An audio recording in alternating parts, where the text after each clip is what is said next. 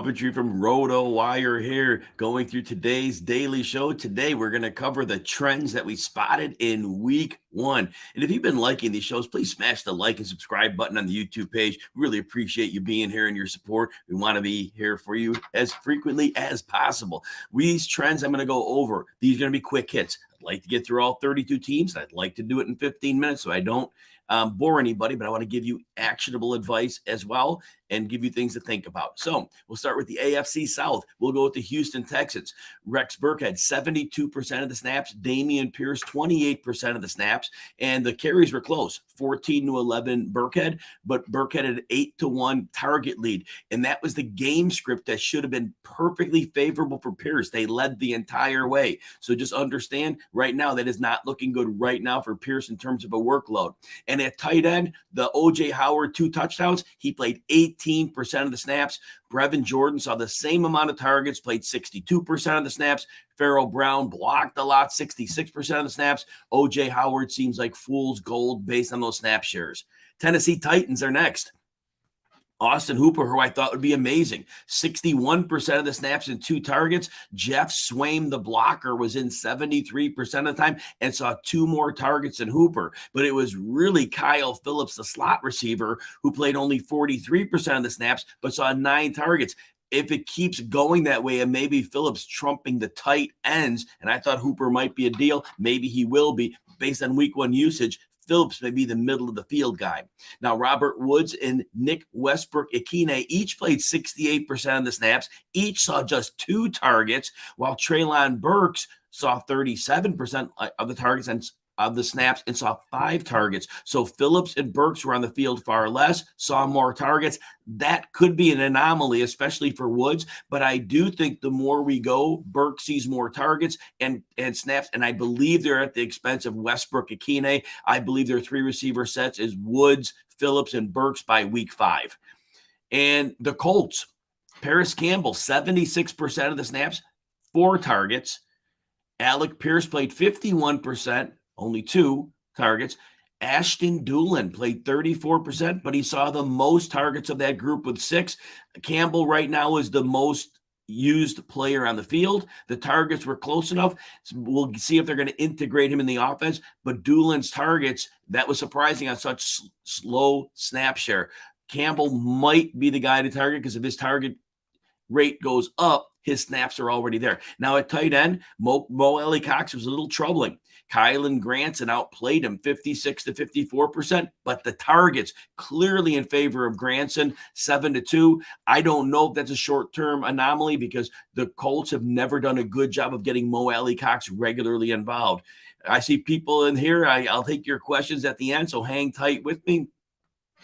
The Jacksonville Jaguars. So we saw Zay Jones with an 84% snap share and Marvin Jones with 82%.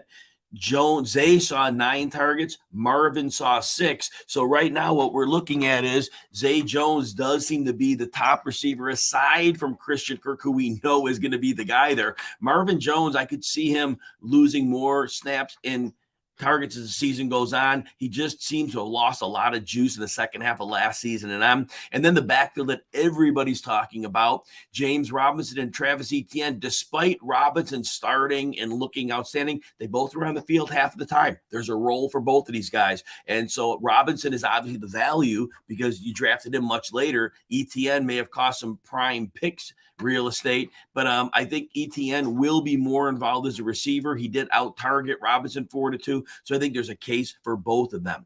Moving to the NFC North, the Bengals, Joe Mixon, 3 yards per carry, and since they went to the pass-heavy attack in Week 13 last year, he was like 3.5 yards per carry. For whatever reason, he was doing much better when the team was not pass-heavy. But what I noticed was when the Bengals have Burrow under center, they're running wide zone.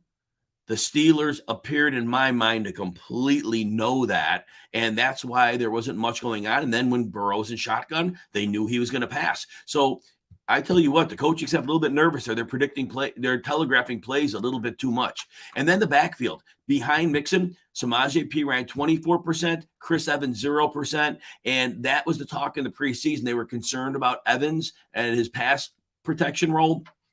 Right now, if you're investing in a backup, it's P. Ryan. Browns, Amari Cooper and Donovan Peoples-Jones were both over 80% of the snaps, but Peoples-Jones out-targeted Cooper 11-6.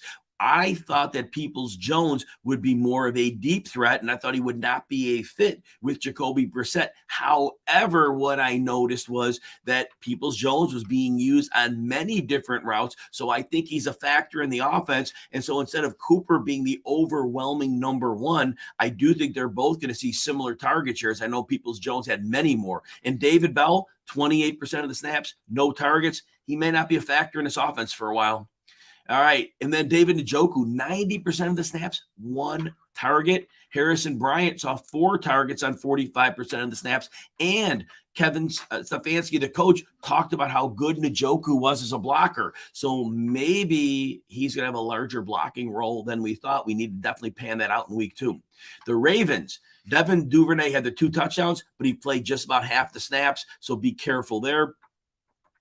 Kenyon Drake saw 58% of the snaps. Mike Davis just 11. Pre-game reports were right. Drake would be the lead back, but J.K. Dobbins apparently is practicing for week 2. We'll probably get Gus Edwards back week 5, week 6. So Drake would be a very, very short-term investment most likely.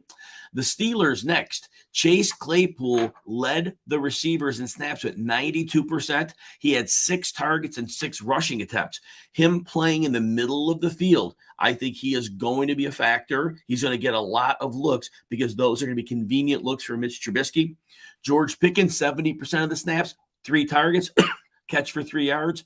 No, he was open deep on one play. I just don't know how much Mitch Trubisky is going to be able to get him the ball. It may just not be a good match between quarterback and receiver here. Claypool probably this season has a lot more going on for him because of the fit in the offense. Moving to the AFC East, the Buffalo Bills, the slot receiver was the big talk. Isaiah McKenzie did outsnap Jamison Crowder 43% to 31%, but it was Crowder who saw the 4-3 target edge. I think this will be back and forth. I think both will have moderate roles in the offense, but they both bring something different to the table, and they are things that the offensive staff will be able to utilize. I think neither will be a full-time player at any point in time. The Dolphins, look, Tyreek Hill got his 12 targets. Jalen Waddle got 5. I know he had the long touchdown on 4th down. That worked out very well for him. But to me, it's a lower volume passing attack. It's all about Tyreek Hill. Jalen Waddle is going to see low targets like he did. It's not going to be every week he breaks that 42-yard touchdown, or maybe it's 46. And that really made his day. We talked about Mike Gesicki, 42% snap share, only 1 target. The tight ends need to block in Miami. He's not a blocker. I'm very worried about his role. Hey, everyone who's here. And again, if you have questions, I will get those at the end. And Patriots are next. So was not surprised that Hunter Henry saw 80% of the snaps. I was a little bit pleasantly surprised that Jonnu Smith saw 69% of the snaps. So he played some 2 tight end personnel. Targets were pretty even, though. Jonnu Smith out-targeted Henry 4-3. So that's a little concerning for Henry right now. At receiver, Devontae Parker played every snap, but only saw 2 targets. And then on the other end, Kendrick Bourne played just 4% of the snaps, and he did have the 1 big play, bailed out his stat day. Bill Belichick did make some comments. It seems like we might be seeing more of Kendrick Bourne. The backfield, well, Ty Montgomery went on the injured reserve, so he'll be out at least 4 weeks. Otherwise, the backfield was a mess. Damian Harris, 39%, 9 carries and 3 targets. Ramondre Stevenson, 26% of the snaps, 8 carries and 2 targets. Stevenson's value was going to be very low unless he could, with Montgomery out, he can get back to being a passing down factor. But right now, it was a pretty even split for the 2 main backs, but the snap share was low. The Jets, so tight end, we talked about this in the offseason. Hopefully you listen on this one. Tyler Conklin is their guy, 91% of the snaps, 7 targets. CJ Uzomah, the blocker, 28% and no targets. The backfield split with Michael Carter and Breece Hall. We talked about this, that Breece Hall was going to back up Michael Carter, and the snap share told that it was close, though. Michael Carter, 59%, and Breece Hall, 46%. So they were on the field for a few of the same snaps together. The workload is fairly similar. They got a ton of targets. It was 9 targets for Carter, 10 targets for Breece Hall because Joe Flacco threw the ball a million times. And the rushes, it was Carter with 10 and Hall with 6. So right now, look for a pretty even timeshare. Michael Carter played well, so it's not like Breece Hall is going to overtake him very soon. But, this may stay this way for a long time. Let's move the AFC West here. Broncos. I was stunned that Jerry Jeudy and Cortland Sutton had 7 targets each, while 15 targets went to running backs and 11 targets went to tight ends. I am stunned by that. Very, very surprised. I mean, Russell Wilson was never one that commonly threw the ball to running backs a lot.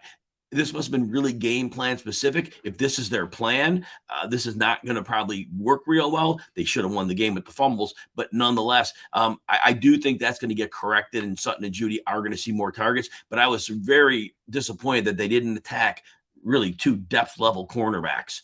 The Chiefs. So people, if you're box score hunting, you're going to see that Isaiah Pacheco had a really nice game.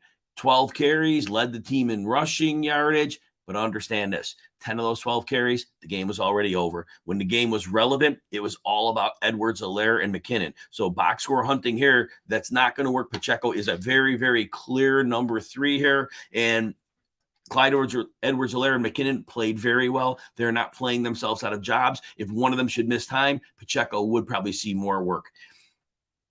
Sky Moore, the rookie, 20% of the snaps, which was less than Justin Watson, and 1 target. Right now, Sky Moore may take a while to acclimate, and there's no guarantee he picks it up in his rookie season. He could be a player who emerges later, but based on that usage, it's very, very concerning that he was on the field so little.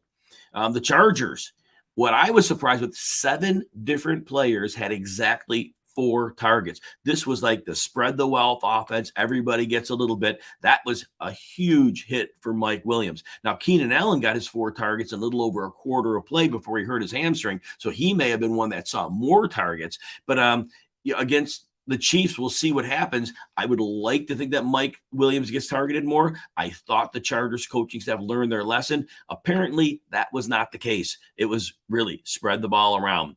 And then in the running back position, Austin Eckler played just about half of the snaps. He did get 14 carries and 4 targets, but they may have been, keeping him fresh for the short week game. But it was Josh Kelly and Sony Michel, pretty much even snap split, 25% each. Kelly got 4 carries and 2 targets. Michelle got 7 rushes. So right now that backup job behind Eckler is yet to be determined as they're both splitting that work. And then the Raiders, Mac Hollins played an impressive 88% of the snaps, but he had 1 target. So look, he may be on the field, but that's where it's going to end. It's going to be all about Devontae. It's going to be about the tight end Darren Waller and about Hunter Renfrow. So Hollins may play a lot, but the targets are probably not going to be there.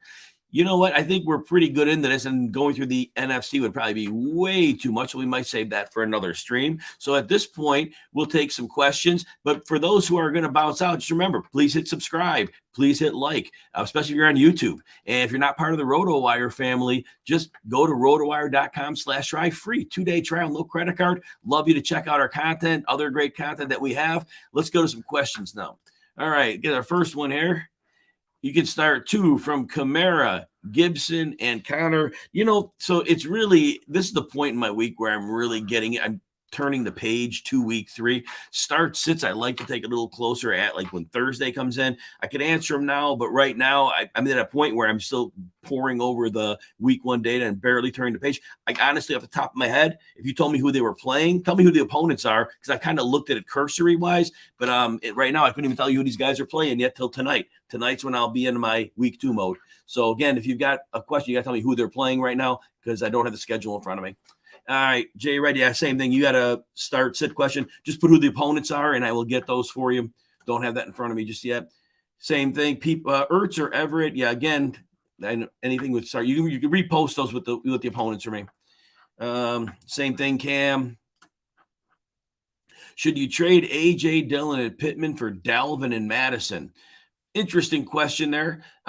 You know what? Dalvin is one player, because Dalvin and Madison are one player, because obviously you can't start them both, whereas Pittman and Dillon are 2 starters a week. Dylan's going to have starting quality, maybe a low end running back too, mid range running back too, maybe even a high end running back too. So what I would say is you get 2 players for one, and Michael Pittman should be a top 8 or 9 receiver this year. I think Matt Ryan's going to use the heck out of him. So if I'm getting 2 starting quality high end players, as much as I love Dalvin Cook, yeah, I'm making that deal. Love Dalvin Cook. He's having a great season. But Pittman is too, and you get a second starter. Unless it's a really shallow league where you wouldn't start Dylan, I think you got to go with that. Julia, good to see you as well. And X Diamond, should you trade CD Lamb for Ayuk and James Robinson? Oh, man, that's where we're at, right? You know what? I mean, Dallas' offensive line is horrible. Cooper Rush is horrible. I know they played one game last year and Lamb got targets, but defenses they're going to sell out to stop Lamb. I do think Ayuk's going to be very good in this offense, but he's going to be up and down, and James Robinson is going to have half of a role, but you need a running back. What I would say is if your lineup dictates that you need Ayuk and Robinson starting for you every week, then I think that you cautiously make this trade. Because at this point, Adam Schefter thinks that Prescott's out closer to 8 weeks. Jerry Jones, the optimist, says 4 weeks. I think I buy Schefter over him. And if he's missing that much time, yeah, I mean, you probably got to go Ayuk and Robinson there. If you got a gut feel, go with it. All right, let's see. Julia, how did Devontae Smith's usage going forward? Yeah, I was very concerned about Devontae Smith going into the season. So because ultimately they brought in A.J. Brown to be the guy, and we saw it in the opener, 13 targets, and they didn't mess around. And Dallas Goedert's their number 2. And as talented as Devontae Smith is, I just don't see much. He scraps for him. He had 4 targets, but I mean, they're not going to be high leverage targets. They're not going to be these run after the catch targets that we're getting out of A.J. Brown. And, I mean, the red zone, he's a tiny dude. And I think you're probably going to go to your tight end and your running backs. And I mean, I think he's like the 5th option in the red zone. So honestly, Devontae Smith is a flex. That's all he is, I think, in this offense. Isaiah Pacheco, like I said, it's very important to understand he led the team. It was all in garbage time. 10 of his 12 carries came when the game was out of hand, when Edwards-Helaire and McKinnon were getting a nice little rest after a big blowout victory. So, no, I would not start Isaiah Pacheco. He will only get regular carries if it's in garbage time, and I don't think this game goes there. And so, no, I would not start him. And honestly, the Cardinals are terrible on defense. I mean, so and against their subs too, it's even worse. So no, I would not start Isaiah Pacheco. I would keep him. He would need to have relevant carries in a real competitive part of the game for me to say go grow with him. Julia, how do I see the Seattle-San Francisco game play out?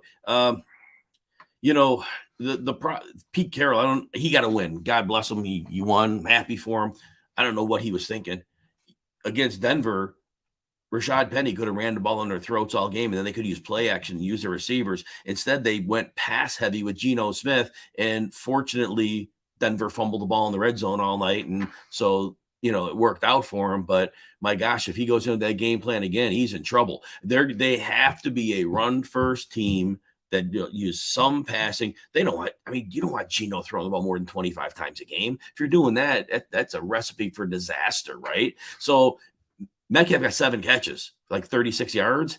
I'd rather see him get 4 catches for 55 yards. Play action would allow that to happen. When the opponent realized they were going to pass, they just were able to sit on stuff. So, I mean, Metcalf doesn't have a big ceiling with Geno, but he has a solid floor, so they'll use him. So I think that's about it. I just think it's a horrible offense to be in. In terms of the game playing out itself, I mean, we can't take anything from the 49ers game. They played in soup.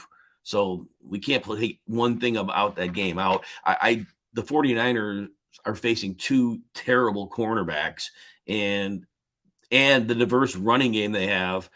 I mean, they should walk the ball up and down the field on Seattle. I don't see how Seattle slows them down unless the 49ers shoot themselves in the foot, which is possible. And on the other side of the ball, Seattle has played their Super Bowl coming off a short week. 49ers front 7 is nasty. And my goodness, if they're going to let Geno Smith throw, he's going to get beaten up pretty badly in this game. So I am not excited about the Seahawks prospects. Both teams, 49ers coming off a bad loss, Seahawks coming off a big win. To me, this is one there. The 49ers win. It's a big number. They probably even cover that number. All right. Andretti. So 9 targets.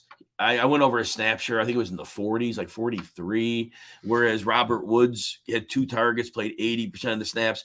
I do think, though, they might use Phillips over the tight ends, and that might be where the value is in the middle of the field. They might see him as a better option than Austin Hooper, who even saw fewer targets than Jeff Swaim, the blocking tight end. So he's not going to get 9 targets every week, but it would not surprise me in any way if Kyle Phillips was seeing 4 to 6 targets a game and catching, 3 to 5 passes and, putting up in the area of 40 yards with some spike potential. Ultimately they want to run the ball, but I think their offense is a little bit dysfunctional with the offensive line right now, and they're not as good as they were in past years. So, yeah, if you're expecting Phillips to be a flex play, I think you're very well invested. Could he be a wide receiver 3 in a PPR league? It's possible. We'll need a little more time to emerge, but I think he clearly should be rostered, I think. How many touches do I see Jordan Mason? It's an impossible question because Mason was active and Davis Price wasn't, but was it because Mason play special teams, or was it because he got the buzz in preseason? Is Davis Price this year's Trey Sermon? These are things we don't know right now. Mason got all the buzz, but Jeff Wilson is firmly entrenched as the lead back. But what does it even mean right now? Because Elijah Mitchell was, and it was Deebo Samuel carrying the ball after I thought with his contract, frustrations, he got paid, but he was not happy about all those carries. So Deebo's a running back, Trey Lance is a running back, and Jeff Wilson's a running back. And it's tough because I don't know if it's Mason or Davis Price. Does Davis Price get his chance this week? So right now, I have no idea if it's a special teams thing for Mason, because this week it won't be that. This week with Mitchell out, they could activate both of them because the roster spot's open. So I can't make any reasonable projection. Now, when I'm for my job, I'm going to have to make one. So I'm going to say, 4 carries for 18 yards. That's what I'm going to say. But there's a lot of unanswered questions. And with the field conditions last week, there was nothing that really helped us. All right, Jay, you got so Sanders against Minnesota and Dillon against the Bears, Julio against the Saints, Wilson against Seattle, Marquise Brown against the Raiders, and then you have, all right, good. So we're set there. So, all right, so you need 2 here. So first of all, the Packers should play with the lead against the Bears this week. And Aaron Rodgers is good. And they do understand that they feature their running backs to lead the offense. So A.J. Dillon should have a fairly big game here, and he's seeing targets. I think him, and they did say after the game, they realized they blew it with Aaron Jones not getting in the ball. But both of these guys are balls. So I love Dillon's matchup here. You know what? Jeff Wilson, we just talked about this a minute ago. Wilson's going to probably get 12 carries. I think that's about where he's sitting. But that 12 carries could turn into a touchdown and 60 yards against his defense. So I think that could work out. So that's what we're looking there. Now, Marquise Brown against the Raiders. Little better situation than last week. Last week, it was very problematic. Zach Ertz was playing on an injured calf. We're still without D-Hop for a while. But I think Brown's speed plays well against the Raiders defense. I think that he will play well. So I think Marquise Brown is in for a strong. So I would basically go Dillon and Marquise Brown. Sanders against Minnesota is interesting. He really did look good in week 1, but I think overall that backfield is going to kind of go week to week. But with Dillon and Marquise Brown having very good matchups, I think that's where I'm going. Julio is going to play, I said, about 30 snaps a game. I think he was right in that range. And I do like his matchup here. But the Saints have had Tom Brady's number for a few years, and Dennis Allen's the head coach now, and he was the defensive coach. And I think they're going to bring a lot of internal pressure on Brady, and the Saints can do that. They have the personnel to do that. So I love Julio this year for what he can bring to you. I think this is not his week. So I'm going to just stick with Dillon and Marquise Brown here.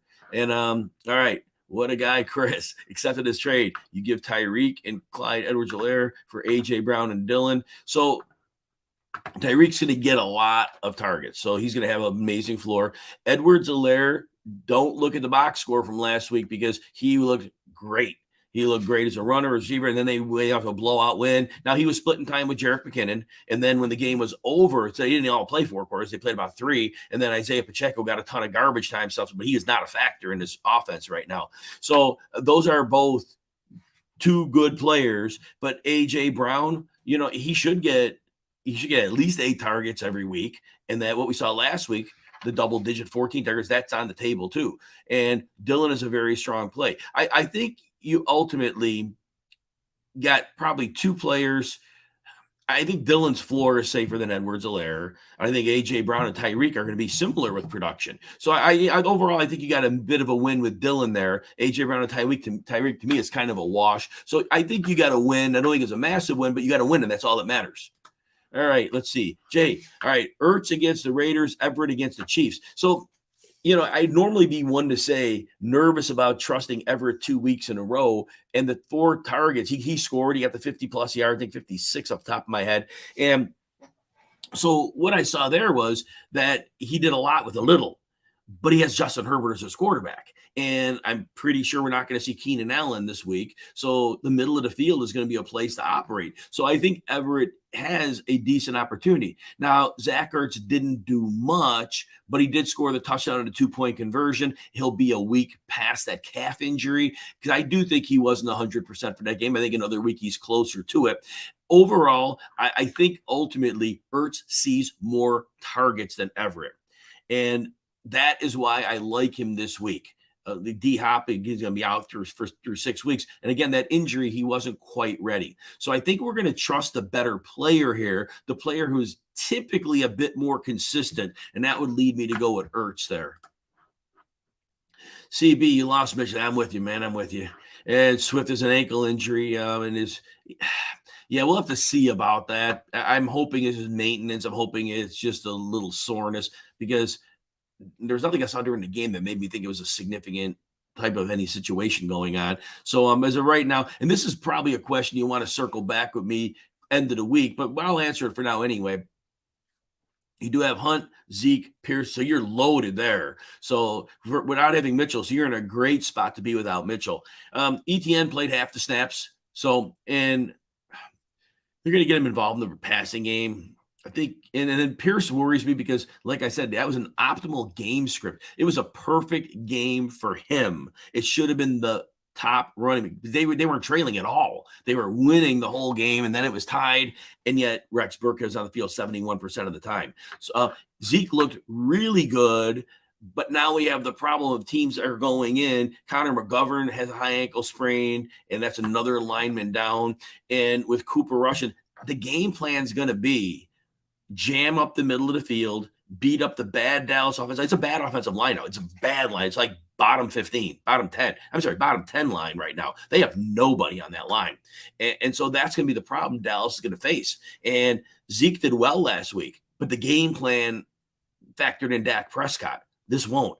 I love Zeke, but I'm worried about him here. So I'm going to say, Kareem Hunt right now, he's going to have a sustainable role because they don't want Jacoby Brissett at all putting the team on his shoulders. So Hunt will get he has a lot of juice too. So I think I'm going to say Hunt for Mitchell. And then I'm assuming Swift is playing here. If he doesn't, I probably would take the shot at ETN, even though he was a 50-50 snap, at least he's getting targets. So that'd be the way I would look there. Thank you, Julia. Enjoy the rest of your day as well. Thank you. And Lucius, curious my opinion on streaming defenses versus keeping one. Yeah, so if you don't go into the defense you project to be a top 3 defense, like I drafted the Chargers in one of these. They were drafted like 7th, 8th off the board. I think they're going to have like 5 or 6 really good games. And even when you stream, you may have the best matchup on the board and then they don't score points. But I think since you have the Colts, I think you're able to stream. Now be careful with Pittsburgh because with TJ Watt having torn his pec, it's a completely different defense without him. Like he is their catalyst. He is their pass rush, right? And so with him out, it's very problematic. And that the whole defense, because their secondary is not. Minka played well last week, but their corners are not very good. And not having that same level of pass rush, that makes them vulnerable. But I still think streaming is the way to go. New England does not. Oh man, I think New England's maybe one of the worst defenses Bill Belichick's had. Now I know they get better over the season. He doesn't have like the horses he normally has. So I'm very, but I'm still Lucius. I'm still streaming there. I'm still streaming because the Colts aren't one of those units that I think are anywhere near a must-have unit. Esoteric Dragon, pick one. They got Henderson, Hunt, Samuel, Bateman. Good problem to have. Good problem to have here. Samuel had 11 targets and 4 rushes. And last year, they really wanted him to be the guy. I mean, not like the guy over Terry McLaurin, but I mean, the guy who's the wild card joker. You put him in motion, you get him the ball creative ways. And it's exactly what they did the first time he was healthy, which was this year. And again, we're not going to see 15 touches, but he's an explosive guy. Hunt, though, has a great role, too, because we're going to see, that 40-ish% snap share bordering on 50, and we know he's talented. Henderson, I still worry he's not good, but he's going to have a good matchup against Atlanta. And, I'm still wondering about the Cam Akers thing. I mean, did he just have a tentative week of practice, and did he get benched for that? Is he going to be motivated? Because all the preseason talk was not that he wasn't explosive, not that he wasn't back from the Achilles that he returned from last year. So, I just think that backfield can flip at a moment's notice if Akers has a good week of practice. So I think you go and Bateman fortunately got open for that touchdown. But again, we're seeing here, there's not going to be a lot of consistency in that Baltimore passing game. So I like Bateman, though, but Bateman probably has the best floor of the group because he is going to see probably 5 to 7 targets most week, and he's a very good player. So that helps. Otherwise, I think Hunt is probably your guy, and Hunt's always wildly vacillating. So I think you go Bateman for floor. If you want a floor ceiling combo, then it's kind of Kareem Hunt, I think. But keep an eye on Samuel. I mean, give him another week because you got good options right now. I don't think you have to go heavy in on him, but I think he's a guy you may end up using more than you might have thought. The Andre Swift season just sent Debo, Fournette. Wow, that's a lot of players. Debo, Fournette, Henderson, Patterson for his, Jonathan Taylor, Andrews, Gabe Date. Wow. Wow. So you get the number 1 pick in the league. You get a 3rd round tight end. You get a 4th or a 5th round receiver. And wow, good. Yeah, it's a great trade. It's a great trade. It's a great trade. So yeah, you can't argue twice about that. You got a great trade there. Definitely. And I actually, with Fournette seeing 71% snap share, I was worried about it because last year he had 3 heavy workload games, and then he blew out his hamstring and missed a month. So I don't think he's going to be good with heavy usage. So it's a good trade. Thielen versus Curtis Samuel.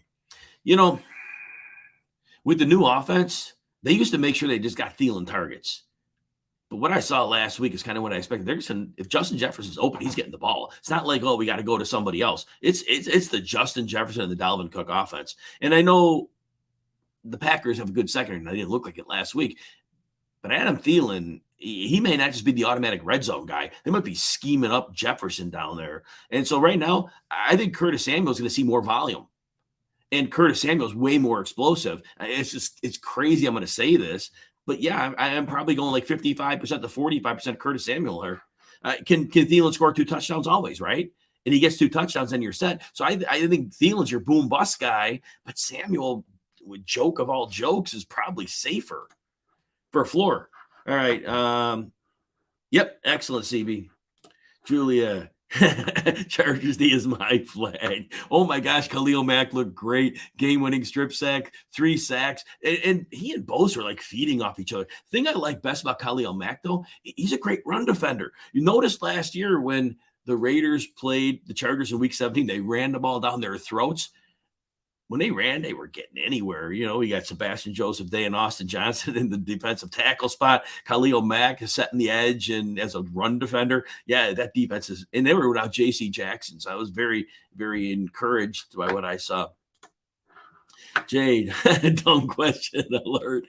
I like it. Hurts or Cousins, they played. They're never dumb questions because you got decisions to make, right?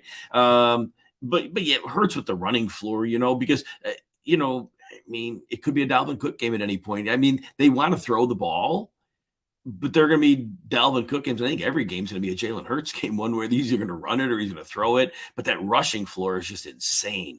And that's the thing. So, but you're right. I love both of them. It's not a bad question. But, yeah, you get that running quarterback, and now he's got some things going on in the passing game. Yeah, probably go that way unless he has I don't even know what a bad matchup would be for Jalen Hurts right now. Their offensive line is so darn good. That's their dragging back the defenses. Oh, man.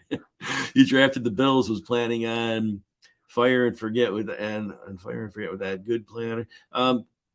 player and forget with that. No, you know what?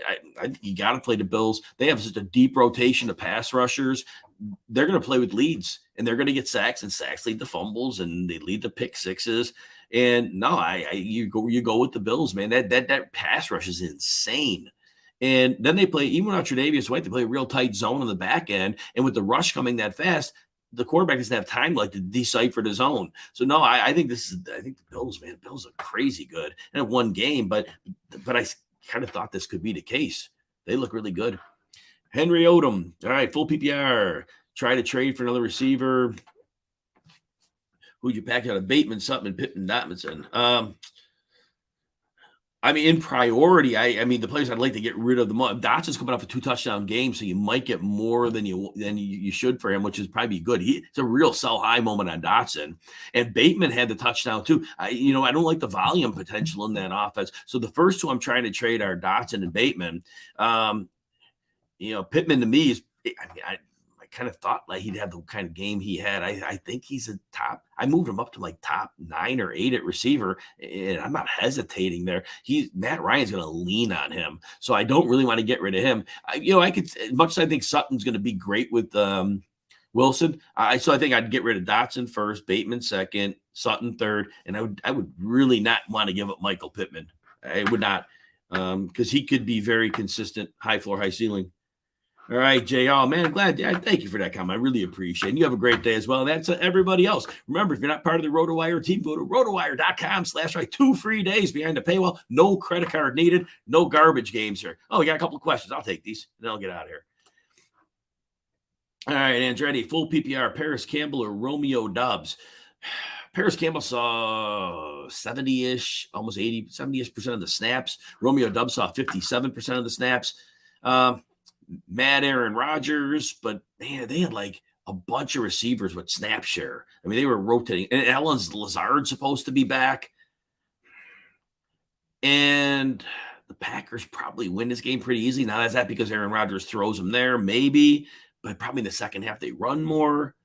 I think, man, that's a tough call because Paris Campbell played a lot. He only had 4 targets. Doubs has an easy matchup. And the Bears are playing 2 rookie secondary players, a safety, and I'm going to go with Romeo Doubs here. Until I see Paris Campbell with his coaches have to do something of value, I'm going to probably go that route. And then Dominique Robinson or Sam Hubbard. You know what? I really haven't been doing the IDP thing. I did that before, but basically it's all matchup based. And so what I do is when I look at it, I don't even know, honestly, because I'm not tearing in this. Give me the opponents on them, but I haven't even broken like week 1. I'm not even sure like what consistency I'm getting out of offensive lines and things because Hubbard's gonna be based on sacks. So I'm not gonna really I'm not really doing the IDP so much this year. I'm really so focused on the offensive side of the ball, helping people there. So I wish I had a better answer for you. That's Derek Dragon, man. I appreciate that. Thank you very much. All right, everyone. Appreciate your time. Glad you hung with me. Everybody have a wonderful rest of your day.